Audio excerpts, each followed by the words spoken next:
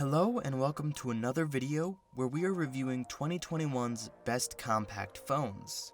As you all might be aware of, the trend towards growing displays seems to be continuing. And in the current state of things, most phones are just too big for easy handling with one hand. This is why we always enjoy it when we come across the occasional compact headset that's well put together. In today's video, we'll try to point out the ones we think that deserve your attention. Number 1 is the Apple iPhone SE at $399. First, let's talk about the look and feel of the iPhone SE. It's very slick and does have Apple's typical attention to detail. At 148 grams in weight and just 7.3 millimeters thick, this is a tiny phone and it's very easy to use with just one hand. It's so light that it can slip out of your pocket sometimes when you sit down, although the grip when you're holding it in your hand is very good. The front and rear are all glass and the frame is made of aluminum. Thankfully, the build quality seems very good. We particularly like that it is rated IP67 for water resistance, which is not common on Android phones at this price. Then, there's Apple's current-gen A13 Bionic processor, which is capable of on-device machine learning. This is the same chip that has been used in the far more expensive iPhone 11 Pro models, which says a lot about Apple's focus on delivering a certain level of performance and features in all of its new products. There is no doubt that this processor is extremely powerful. At number 2, we have the Apple iPhone 12 mini, costing $729. With flat aluminum sides and glossy glass back, the iPhone 12 mini looks like a premium version of the iPhone 5, which is absolutely a good thing. In fact, it isn't much bigger than an iPhone 5 and it's actually smaller than the 2020 iPhone SE.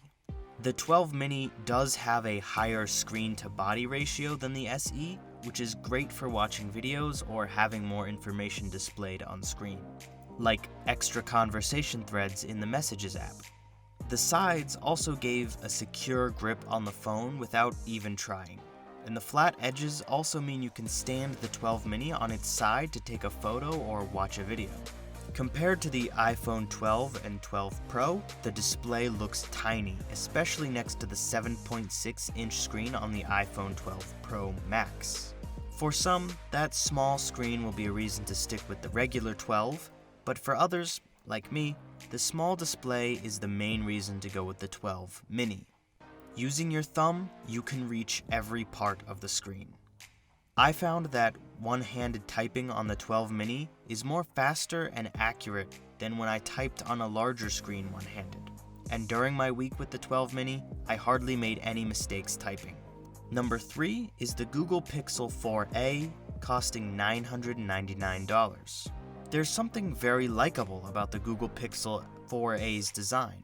It's not flashy or in your face. In fact, it's the exact opposite, and yet it still looks very attractive. Google has used a unibody polycarbonate shell with a soft touch matte finish. It looks nice and doesn't attract fingerprints. The Pixel 4a is relatively slim at 8.2 millimeters and really light at just 143 grams. The overall compact dimensions and the rounded edges make it a very comfortable phone to handle. The volume and power buttons are placed on the right side and offer good tactile feedback. There's a headphone jack on the top, a tray for a single nano SIM on the left, and the speaker and USB Type-C port on the bottom. The Google Pixel 4a only accepts a single physical SIM, but it does support an additional eSIM. The Google Pixel 4a uses the Qualcomm Snapdragon 730G SoC, which is not the most powerful SoC you'll find in phones at this price, but it is good enough.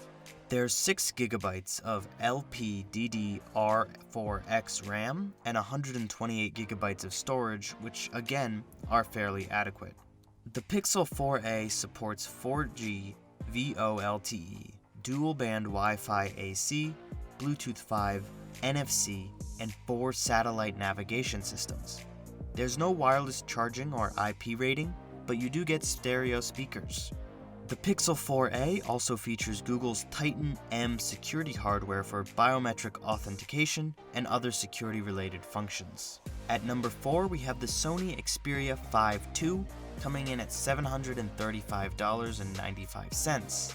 The Sony Xperia 5 II is what many people have dreamt of, a pocketable, easy-to-use phone that packs a punch as strong as any flagship.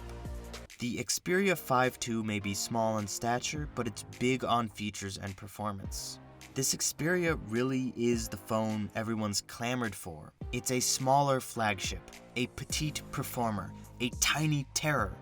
In other words, a usable phone that offers all the functionality and performance of a full-sized premium phone. The 2019 Sony Xperia 5 was an upper mid-range device that wasn't necessarily meant to compete with top-level phones. It complemented the Xperia 1 and Xperia 10 handsets, but didn't necessarily live up to expectations in our review. The Sony Xperia 5 II is an entirely different beast. Not only is this phone a full-featured flagship, but it also doesn't cut any corners in delivering its balanced experience. At number 5, we have the Samsung Galaxy S10e, which is $480. One of the Galaxy S10e's more attractive features might ironically be its smaller size. As main flagship phones get ever larger, a contingent of consumers have steadily gone for smaller phones, and the S10e is as manageable as top-tier phones get, with a width of 2.75 inches. The phone officially comes in 6 colors, although only 4 are available in the US: Prism Black, the Pearlescent Prism White, Shimmering Prism Blue, and the new punchy pastel Flamingo Pink. Sadly, Prism Green and Canary Yellow are restricted to other regions. The 5.8-inch AMOLED display lives up to the Galaxy S name with bright colors and crisp detail. If you don't quite like the color balance, you can tinker around with something called Vivid Mode, which does what it says on the box and lets you further tweak it to be warmer or cooler. If that amount of detail isn't enough, you can go deeper with the RGB levels individually. At number 6, we have the Google Pixel 5, which will cost $759. With the success of the Pixel 3a and 4a, Google learned that a phone didn't need to have the highest performing chipset or some standout feature to be successful. It needed to do everything well, without compromising on the basics of what people need from a phone: stability, great battery life, and a top-notch camera. The Pixel 5 delivered on these without defaulting to the higher-end chipset of the year. As we kept using it, we began to realize that a great phone doesn't need to be huge, it doesn't need to break benchmark records, and it doesn't need to cost more than $1,000. It just needs to be dependable, have reliable software, and it needs to be able to keep up with a heavy day-to-day use without resorting to a power bank. The power efficiency of the Snapdragon 765G, with its future-proofing support for 5G networks, made it a solid choice for this year's lower-priced Pixel 5. The lower price still includes features normally found in more expensive phones like dual-direction wireless charging, a 90Hz screen, and IP68 water resistance. And 7th on our list is the Nokia 7.2, costing $349. The Nokia 7.2 is a delight to use. The Snapdragon 660 is perfectly capable of handling the lightweight stock Android interface, offering reliable performance in handling the usual daily tasks, as well as during gaming. The camera is the dark horse, delivering consistently good results, provided your subject is well lit. Nokia's journey back into the thick of things in the Indian smartphone market were marked primarily with mid-range smartphones and budget offerings. And the Nokia 7.2 leads the charge this year. The smartphone encompasses everything that Nokia wants users to enjoy: a seamless premium design, a clean Android interface, and regular updates. The gaming stats were a revelation after the lackluster performance on benchmark results. The Nokia 7.2 proved to be quite capable as a gaming device despite lacking a dedicated gaming mode and all the bells and whistles other mid-rangers tout as gaming enhancements. I hope you guys enjoyed this video.